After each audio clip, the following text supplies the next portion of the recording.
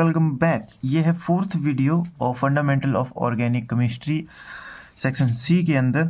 और आपने अगर पिछली वीडियो भी देखनी है तो चैनल के अंदर जाके प्लेलिस्ट को चेकआउट कर सकते हो। आज हम इंडक्टिव इफेक्ट पढ़ने वाले हैं, लेकिन उससे पहले हमारे पास यहाँ पे 1.3 में इलेक्ट्रॉनिक डिस्प्लेसमेंट के बारे में बताया हुआ था।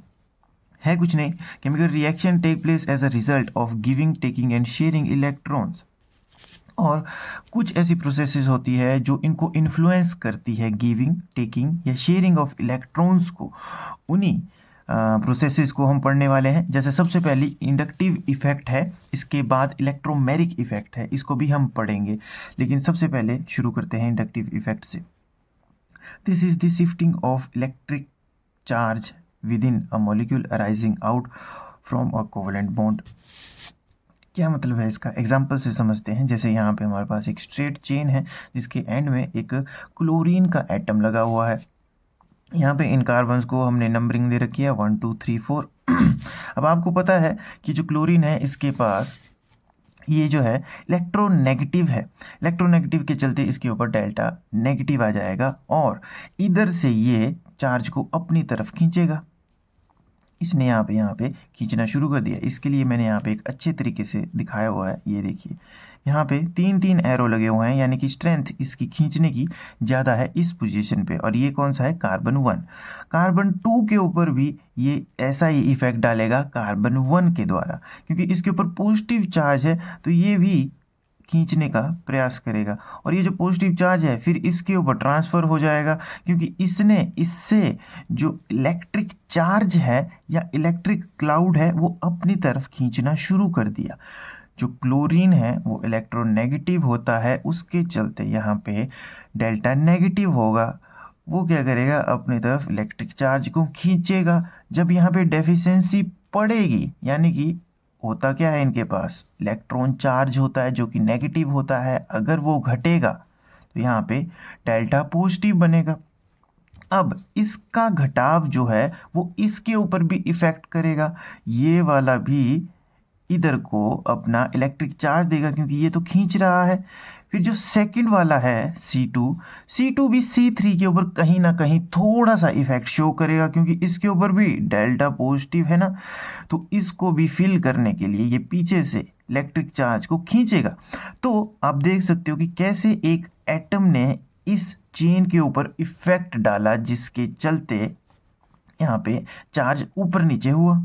और इसी इफेक्ट को हम इंडक्टिव इफेक्ट बोलते हैं, जब कोई इलेक्ट्रोनेगेटिव ग्रुप चेन के एंड में या कहीं पे भी जुड़ा हुआ हो, उसके चलते जो इलेक्ट्रॉन क्लाउड की या इलेक्ट्रिकल चार्ज की जो डिस्प्लेसमेंट होती है उसी को हम इंडक्टिव इफेक्ट बोलते हैं। ये आपने एग्जाम के अंदर इसी तरीके से लिखना है। अगर हो सके ये एरो अगर आप लगा दो तो ज़्यादा बेटर रहेगा। इलेक्ट्रोनेगेटिव है, इसको याद रखना है। होगा किसके अंदर, सिर्फ इलेक्ट्रोनेगेटिव के अंदर ही होगा। अब डेफिनेशन इसकी एक बार देख लेते हैं। The process of electron shift along the chain of atom due to the presence of a polar covalent bond। ये है पोलर, कहाँ पे, ये बना पोलर, पॉजिटिव और नेगेटिव बना ना, इसकी वजह से ये पोलर बोला गया इसको। Polar covalent bond in a molecule is known as inductive effect. यहाँ पे the process of electron charge होना था यहाँ पे, ठीक है। Electrical charge shift along the chain of atom due to the presence of a polar covalent bond in a molecule is known as inductive effect। इसको कैसे रिप्रेजेंट करते हैं, एक एरो की मदद से, ठीक है। एरो यहाँ पे क्या शो कर रहा है कि यहाँ का जो इलेक्ट्रिकल चार्ज है वो इधर को मूव हुआ है, तो यहाँ पे एरो लगाया। फिर यहाँ का यहाँ को गया, यहाँ का यहाँ को गया। लेकिन इसमें नोट करने वाली थोड़ी बहुत छोटी सी चीज़ें हैं कि effect along the chain is not the same. आपको पता है शील्डिंग इफेक्ट की तरह ये वर्क करेगा। यहाँ की जो खिंचाव होगी वो यहाँ तक जा सकती है, लेकिन इंटेंसिटी इसकी कम होते जाएगी, ठीक है। क्योंकि ये जब इसको खींचेगा तो इसकी स्ट्रेंथ तो मैक्सिमम रहेगी, लेकिन जब इसको खींचने की कोशिश करेगा तो डिस्टेंस ज़्यादा है तो कम स्ट्रेंथ लग पाएगी। फिर यहाँ पे तो डिस्टेंस ज़्यादा ही हो जाता है, और यहाँ पे हमने लिखा है कि फोर्स के ऊपर तो निग्लिजिबल हो जाएगा। दूसरी बात है, effect is not an actual transfer of electrons. ये क्या है, इलेक्ट्रॉन्स का एक्चुअल ट्रांसफ़र नहीं है, ये केवल इलेक्ट्रिक चार्ज है। इसकी मदद से हम आगे बहुत सारी चीज़ें पढ़ते हैं। उन चीज़ों को जब आप समझोगे तो अब आपको पता चलेगा कि ये इलेक्ट्रॉन्स का ट्रांसफ़र तो बिल्कुल ही नहीं है, और इसको हम ट्रांसमिशन इफेक्ट भी बोलते हैं, क्योंकि इसमें क्या हो रहा है, ट्रांसमिशन हो रहा है, तो इसको ट्रांसमिशन इफेक्ट भी कहते हैं। एग्ज़ाम के अंदर ये क्वेश्चन ज़रूर ही आएगा, ज़रूर ही आएगा, इसको पूछेंगे। फिर बात करते हैं टाइप्स ऑफ इंडक्टिव इफेक्ट की, ये भी इसके अंदर पूछा जाएगा, और इसके अंदर ये जो सीरीज़ है ये आपको याद होनी चाहिए। अब जैसे यहाँ पे कार्बोक्सिलिक एसिड है, साइनाइड है, और नाइट्रो ग्रुप है, यहाँ पे अमोनिया है, इन सब को आप ऐसे सीरीज़ में लिख सकते हो, जरूरी नहीं है ये पूरी आपने लिखनी है, ठीक है। तो चलते हैं, अब पहले शुरू करते हैं टाइप्स ऑफ इंडक्टिव इफेक्ट। इसके अंदर क्या होगा याद रखना, इस ही टाइप के अंदर ये बात है कि hydrogen is commonly taken as standard, ठीक है। इस सीरीज के बीच में हाइड्रोजन को रखा गया है, इससे ऊपर वाले ग्रुप को कुछ और बोला गया है, नीचे वाले ग्रुप को कुछ और बोला गया है, वहीं से इसके टाइप्स बनाए गए हैं। सबसे पहला है इलेक्ट्रॉन विड्रॉइंग, जिनको हम इलेक्ट्रॉन अट्रैक्टिंग भी बोल सकते हैं, ठीक है। ये होगा इंडक्टिव इफेक्ट, इसको बोलेंगे माइनस आई, ठीक है। माइनस से आप नेगेटिव याद रखना, और जो ग्रुप नेगेटिव होंगे यानी कि इलेक्ट्रोनेगेटिव होंगे उनमें माइनस आई इफेक्ट दिखता है। जैसे एटम्स या group have greater electron attracting capacity than hydrogen. अब इलेक्ट्रॉन अट्रैक्टिंग है वो कौन कर पाएंगे, वही कर पाएंगे जो इलेक्ट्रोनेगेटिव है, लेकिन याद रखना जो ज़्यादा इलेक्ट्रोनेगेटिव है वही इसके अंदर आएंगे इलेक्ट्रॉन अट्रैक्टिंग इंडक्टिव इफेक्ट में या माइनस आई इफेक्ट में।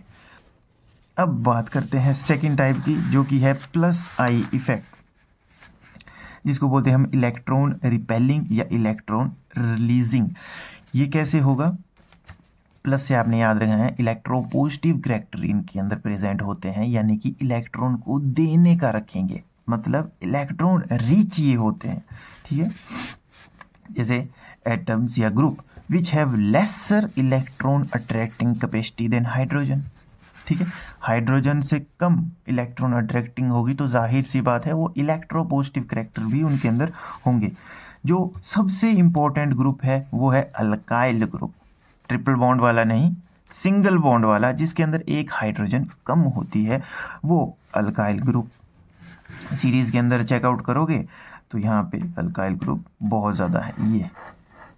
ये कहीं पे भी आएगा, आपने सीधा और सीधा इसमें प्लस आई इफेक्ट लगा देना है। अभी हम आगे भी पढ़ेंगे। तो मोर substituted the alkyl group the greater plus I effect, ठीक है। जैसे आप देख रहे हो यहाँ पे सब्स्टिट्यूटेड है, जितना ज़्यादा सब्स्टिट्यूटेड है उतना ये सीरीज में आगे की तरफ को है, ठीक है। तो ग्रेटर प्लस आई इफेक्ट दिखाएगा। ग्रुप्स के ऊपर जिनके ऊपर नेगेटिव चार्ज है वो भी इसके अंदर आते हैं, जैसे ये ऑक्सीजन के ऊपर नेगेटिव चार्ज है, कार्बोक्सिलिक एसिड या कार्बोक्सिलेट आयन के ऊपर नेगेटिव चार्ज है। फिर एटम्स ऑफ लो इलेक्ट्रोनेगेटिविटी, इनको आपने याद कर लेना है, सिलिकॉन, मैग्नीशियम, लिथियम, और डिक्रीजिंग ऑर्डर आपको ये याद हो जाना चाहिए। इसके अंदर भी कोई बड़ी बात नहीं है, अगर आप यहाँ में से भी 2-3 को याद कर पाएँ तो उसकी ही सीरीज़ लिखोगे तो पूरे मार्क्स आपको मिल जाएंगे। अब बहुत ही ज़्यादा इम्पॉर्टेंट है इसकी एप्लीकेशन को शुरू करते हैं, क्योंकि किताब के अंदर बहुत ही ज़्यादा लिखा हुआ है, उसमें समझ नहीं आता है, यहाँ पे हम ढंग से समझेंगे कि क्या है। तो सबसे पहली एप्लीकेशन है comparison of relative acidic strength of organic acid. इसके अंदर हमने एक एसिड ले रखा है जो कि है कार्बोक्सिलिक एसिड। एक्वस सॉल्यूशन के अंदर क्या होता है, जैसे ही वाटर के साथ मिलेगा एक इक्विलिब्रियम की फॉर्मेशन करता है, जिसके अंदर कार्बोक्सिलेट आयन और हाइड्रोनियम आयन बनता है। देखिए यहाँ पे क्या है, the strength of acid is generally expressed in terms of equilibrium constant, जो कि है Ka। का मतलब है यहाँ पे एसिड से, ठीक है। ये रहे इसके प्रोडक्ट अपॉन रिएक्टेंट, ठीक है। यहाँ पे H3O पॉजिटिव यहाँ पे लिखा भी हुआ है, सिंस ये जो कांस्टेंट है डायरेक्टली प्रोपोर्शनल है इसके, तो इसकी अगर हाई वैल्यू होगी तो स्ट्रॉन्गर एसिड होगा। अब ध्यान से समझना, आपको लग गया पता कि ये जो है हाइड्रोनियम आयन, इसकी हाइयर वैल्यू होनी चाहिए। इसकी हाइयर वैल्यू कैसे होगी, जब वाटर के अंदर एक और हाइड्रोजन ऐड होगी। अब एक और हाइड्रोजन को ऐड करने के लिए क्या होगा, यहाँ पे कार्बोक्सिलेट आयन का बढ़ना जरूरी, तो जो भी ग्रुप इसको स्टेबलाइज करेगा यानी कि इसी फॉर्म में रखेगा, उसके चलते यहाँ पे हाइड्रोजन हमारे को ज़्यादा मिलेंगे, जिसे हाइड्रोनियम आयन हमारे को ज़्यादा मिलेंगे, और उसी के चलते एसिडिक स्ट्रेंथ भी हमारे पास ज़्यादा आएगी। जैसे यहाँ पे बोला गया है the position of the equilibrium in the reaction between a carboxylic, ये है carboxylic acid and water to furnish carboxylate ion and hydronium ion depends upon the stability of the product. ठीक है, स्टेबिलिटी ऑफ द प्रोडक्ट कैसे आएगी, ये रहे product, इसके मैंने क्या बोला, इसकी स्टेबिलिटी चाहिए, यानी कि इसी फॉर्म में चाहिए जिसकी मदद से हमारे को हाइड्रोजन मिलते रहेंगे, हाइड्रोजन मिलते रहेंगे तो हाइड्रोनियम आयन हमारे को मिलते रहेंगे, और जितने ये मिलेंगे उतनी ही हमारी स्ट्रॉन्ग एसिड होगी। यहाँ पे लिखा हुआ है high value means strong acid. ठीक है, तो ये इसका एक सिंपल रिएक्शन है। आपको भी एप्लीकेशन के अंदर जब एग्ज़ाम के अंदर आएगा तो आपने सबसे पहले ये लिखना है, फिर आपने बताना है कि ये किसके ऊपर डिपेंडेंट है, तो आपने बताना है कि ये प्रोडक्ट के ऊपर डिपेंडेंट है, और इसको बनाने के लिए जैसे यहाँ पे लिखा हुआ है any factor which stabilises the carboxylate ion more than parent acid. Parent acid कौन हुआ, ये है पेरेंट एसिड। ठीक है, पेरेंट एसिड जिससे ये आयन बना हुआ है। ठीक है, parent acid should increase the acidity and any factor which destabilises carboxylate decrease the acidity. ठीक है, आप समझ गए, इसको जो भी स्टेबलाइज करेगा वो एसिडिटी को इंक्रीज करेगा, जो डिस्टेबलाइज करेगा वो ये करेगा। ठीक है, अब देख लेते हैं कि ये आई इफेक्ट कैसे इफेक्ट करता है इनको। ठीक है, ये जो है group having electron withdrawing I effect, तो इलेक्ट्रॉन विड्रॉइंग है तो ये इलेक्ट्रॉन चार्ज अपने तरफ खींचेंगे। ठीक है, नेगेटिव चार्ज को जितना अपनी तरफ खींचेंगे उतना ही ये स्टेबलाइज होते जाएगा। वहीं अगर आप इलेक्ट्रॉन रिलीजिंग में देखेंगे तो ये क्या कर रहा है, इसके ऊपर पहले से ही नेगेटिव चार्ज है, ये इसके ऊपर और थोप रहा है। ठीक है, नेगेटिव चार्ज को एक वजन की तरह आप समझिए कि इसके ऊपर एक वजन पड़ा हुआ है, जो इलेक्ट्रॉन विड्रॉइंग है वो अपनी तरफ उस वजन को ले रहे हैं, तो इसको हल्का महसूस होगा जिससे स्टेबिलिटी काउज होगी। और दूसरी तरफ ये उल्टा है, ये अपना वजन भी इसके ऊपर ही डाल रहा है तो ये डिस्टेबलाइज कर रहा है। तो हम कह सकते हैं कि इलेक्ट्रॉन विड्रॉइंग जो ग्रुप हैं वो इंक्रीज करते हैं acidity, while electron releasing group जो होते हैं वो डिक्रीज करते हैं एसिडिटी को। कैसे, मैंने बता दिया कि जो नेगेटिव चार्ज है उसको स्टेबलाइज या डीस्टेबलाइज करते हैं। डीस्टेबलाइज का मतलब क्या है, इसके ऊपर और नेगेटिव चार्ज को थोपना, और स्टेबलाइज क्या है, इसके चार्ज को अपनी तरफ लेना। ठीक है, एग्जाम्पल से समझते हैं, काफ़ी अच्छा एग्जाम्पल है। यहाँ पे ये क्वेश्चन भी आता है, याद रखना एग्जाम के अंदर ये क्वेश्चन आता है कि एसिडिक एसिड या क्लोरो एसिटिक एसिड कौन स्ट्रॉन्गर है, कितना स्ट्रॉन्गर है, क्यों स्ट्रॉन्गर है, ये क्वेश्चन आता है। तो chloro acetic acid 80 times stronger है एसिटिक एसिड से। ऐसा क्यों, क्योंकि जो एसिटिक एसिड है उसके पास CH3 है, यानी कि ये R ग्रुप है। जो R ग्रुप होता है वो क्या शो करता है, plus I effect. Plus I effect का क्या मतलब है कि ये अपना जो चार्ज है इस नेगेटिव चार्ज के ऊपर थोप देगा, और जब थोपा जाता है तब क्या होता है, डिस्टेबलाइज। लेकिन वहीं ये जो क्लोरीन है ये हाईली इलेक्ट्रोनेगेटिव है, यानी कि इसके नेगेटिव चार्ज को ये अपनी तरफ खींचने का प्रयास करेगा। ठीक है, यहाँ पे देखो एरोज किस तरफ लगे हुए हैं, इधर की तरफ को लगे हुए हैं, तो ये अपनी तरफ को खींच रहा है। तो ये क्या करता है, आई इफेक्ट को शो करता है, जिससे स्टेबिलिटी बढ़ती है। तो ये स्ट्रॉन्गर एसिड है और वो भी 80 टाइम्स। तो इसको याद रखना, ये क्वेश्चन आता है। तो आई होप पहली एप्लीकेशन आपको क्लियर हो चुकी है। अब चलते हैं दूसरी एप्लीकेशन की तरफ, जो कि है comparison of relative basicity of amines. अब अमीन्स आपको पता है बेसिक होते हैं, तो ऑपोजिट टू प्रीवियस एप्लीकेशन, जो प्रीवियस एप्लीकेशन में हमने पढ़ा ये उसी का ही ऑपोजिट है। क्योंकि ध्यान रखना, पीछे हमने एसिड के बारे में पढ़ा था, यहाँ पे हम बेस के बारे में पढ़ेंगे। तो जो चीज़ एसिडिक स्ट्रेंथ को बढ़ाती है वो बेसिक स्ट्रेंथ को घटाएगी, जाहिर सी बात है। तो वहीं यहाँ पे हम देखने वाले हैं, जब इसको वाटर के अंदर रखा जाता है तो ये क्या करता है, एक हाइड्रोजन को अपनी तरफ ले लेता है। इसी चीज़ को जब स्टेबलाइज किया जाएगा तब हमारे को प्रोडक्ट मिलेगा। जैसे कि यहाँ पे भी इक्विलिब्रियम कांस्टेंट लिया गया है जिसके अंदर reactant over sorry product over reactant रखा हुआ है, इसके अंदर भी OH की ग्रेटर वैल्यू जब हमारे को मिलेगी तो हमारे को ग्रेटर स्ट्रेंथ देखने को मिलेगा। तो basicity of amines depend upon the availability of electron pair, इसको याद रखना। देखिए अगर ये अवेलेबल रहेगा यहाँ पे तो ये जो हाइड्रोजन है यहाँ से क्या हो रहा है, एक हाइड्रोजन माइनस हो रही है, तो उस हाइड्रोजन को ये पकड़ पाएगा। तो इसीलिए यहाँ पे इलेक्ट्रॉन पेयर की जो अवेलेबिलिटी है उसी के ऊपर डिपेंड करेगा इसकी बेसिसिटी। ठीक है, बेसिसिटी वाटर के अंदर रहेगी तो ये एक H ले पाएगा यानी कि OH बना पाएगा, और जो OH बना पाते हैं वो बेस होते हैं, जो ज़्यादा OH बना पाते हैं वो ज़्यादा स्ट्रॉन्गर बेस होते हैं। ठीक है, तो on nitrogen and stability forms, so any factor which increase the availability of electron pair causes basicity। Example है हमारे पास, यहाँ से भी ये क्वेश्चन आ सकता है कि एलिफेटिक अमीन्स या अमोनिया कौन सा ज़्यादा बेसिक होता है और क्यों। तो एलिफेटिक अमीन्स जाहिर सी बात है मोर बेसिक होते हैं। क्यों? क्योंकि यहाँ पे आप देख सकते हो नाइट्रोजन के साथ तीन अल्काइल ग्रुप लगे हुए हैं, R ग्रुप लगे हुए हैं, जो कि क्या शो करते हैं, सोचिए यहाँ पे लिखा हुआ है +I शो करते हैं, जिसकी मदद से क्या होगा, इसको ये चाहिए नेगेटिव चार्ज चाहिए, लोन पेयर की अवेलेबिलिटी चाहिए। तो क्या है, alkyl group is electron releasing group causes availability of electron pair on nitrogen causes stability is equal to basicity। ठीक है, तो R जो ग्रुप है वो +I इफेक्ट शो करते हैं। वहीं अगर हम अमोनिया की बात करें तो हाइड्रोजन यहाँ पे कोई भी इफेक्ट इसके ऊपर शो नहीं कर पा रहे, जिसकी मदद से यहाँ पे अवेलेबिलिटी ऑफ इलेक्ट्रॉन पेयर्स नहीं हो पाएगी, यहाँ पे हो जाएगी।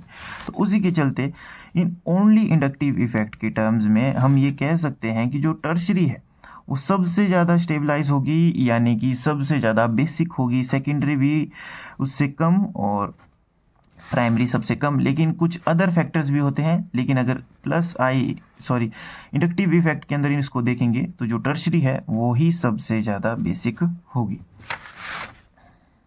अब बात करते हैं थर्ड एप्लीकेशन के बारे में, comparison of basic strength of ethyl amine and acetamide. यहाँ पे सामने ही लिखा हुआ है इथाइल। इथाइल आपको पता है यहाँ पे +I इफेक्ट शो करेगा। +I का मतलब क्या, अपना चार्ज दूसरे पर थोपेगा। ठीक है, अपना चार्ज जब दूसरे पे थोपेगा तो अगर नाइट्रोजन जैसे ग्रुप हैं तो वो क्या करेंगे, उनको अवेलेबिलिटी ऑफ इलेक्ट्रॉन पेयर हो जाएगी, जिसकी वजह से क्या होगी, इनकी बेसिसिटी इंक्रीज होगी। ठीक है, बेसिसिटी इंक्रीज होगी। क्यों होगी? क्योंकि अवेलेबिलिटी ऑफ इलेक्ट्रॉन पेयर हमारे को मिल पा रहा है किसकी मदद से, इस इथाइल ग्रुप की मदद से, जो कि +I इफेक्ट शो कर रहा है।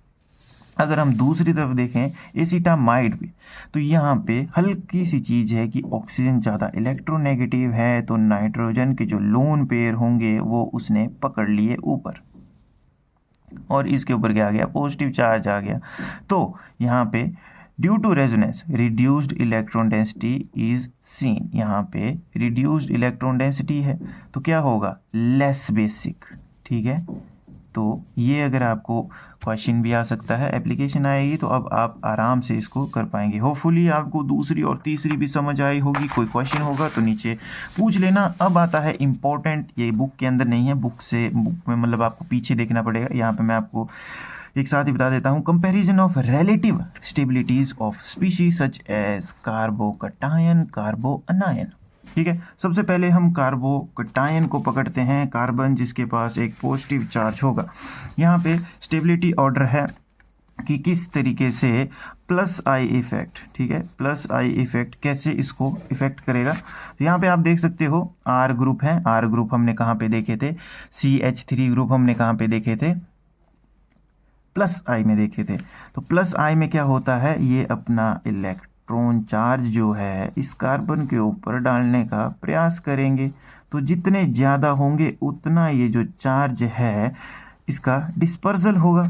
तो वही यहाँ पे लिखा हुआ है dispersal of charge of R groups to carbocation stabilizes it. जितने ज़्यादा आर ग्रुप होंगे उतनी ज़्यादा स्टेबिलिटी होगी, इसलिए ये हाईएस्ट स्टेबिलिटी है। फिर जब जैसे 2 ग्रुप हुए यहाँ पे तो थोड़ी कम स्टेबिलिटी, 1 हुआ तो थोड़ी और कम, और जब हाइड्रोजन ही हाइड्रोजन हुआ तो यहाँ पे लीस्ट स्टेबिलिटी होगी। वही यहाँ पे लिखा हुआ है कि हैंस जो टर्शरी है मोस्ट स्टेबलाइज्ड है प्रेजेंस की वजह से, जो कि मोर डिस्पर्जल होगा। और जो मिथाइल कार्बोकटायन है, ये वाला methyl carbocation shows least dispersal least stability. ठीक है। वहीं अगर हम कार्बो अनायन की बात करें, आपको एग्जाम में भी इसी तरीके से डायग्राम बनानी है और इनको ऑर्डर के हिसाब से दिखाना है, और नीचे आपको बताना है कि क्यों आपने ऐसा ऑर्डर बनाया। ठीक है। तो वही यहाँ पे है। अब यहाँ पे क्या है, यहाँ पे नेगेटिव चार्ज आ जाता है। ठीक है। आर ग्रुप क्या करता है, चार्ज डालेगा किसके ऊपर, नेगेटिव के ऊपर, और नेगेटिव चार्ज कभी भी ये नहीं चाहता कि वो बढ़े। ठीक है। तो यहाँ पे तीनों ग्रुप इसके ऊपर प्लस आई इफेक्ट शो कर रहे हैं, जिसकी वजह से क्या हो रहा है, ये जो नेगेटिव चार्ज है ये बढ़ रहा है। ठीक है। Here R group cause the electron density to increase on carbanion resulting in destability. बस आपको इतना सा ही लिखना है इस एप्लीकेशन में कि ये जो आर ग्रुप है ये प्लस आई इफेक्ट दिखा रहे हैं इसके ऊपर, जहाँ की जैसे ही आर ग्रुप कम होना शुरू होते हैं वैसे ही इसकी स्टेबिलिटी बढ़ते जाती है, जहाँ पे नेगेटिव चार्ज है कार्बो अनायन के अंदर। वहीं कार्बोकटायन के अंदर यही बात उल्टी है, क्योंकि यहाँ पे पॉजिटिव चार्ज है, इसको डिस्पर्जल की जरूरत है, तो यहाँ से आर ग्रुप इसके ऊपर प्लस आई इफेक्ट दिखाएंगे। लेकिन जितने ज़्यादा आर ग्रुप होंगे उतना ये पॉजिटिव चार्ज क्या होगा, डिस्पर्स होगा। और यहीं पे नीचे उल्टा होता है कि जितने ज़्यादा आर ग्रुप होंगे उतना ये नेगेटिव चार्ज इंटेंसिफाई होगा। तो यहाँ पे मिथाइल वाला मोस्ट स्टेबलाइज्ड है और यहाँ पे टर्शरी वाला सबसे ज़्यादा स्टेबलाइज है। तो होपफुली आपको एप्लीकेशंस क्लियर होगी। कोई भी क्वेश्चन होगा नीचे ज़रूर बताना। मिलते हैं नेक्स्ट वीडियो में। Bye bye.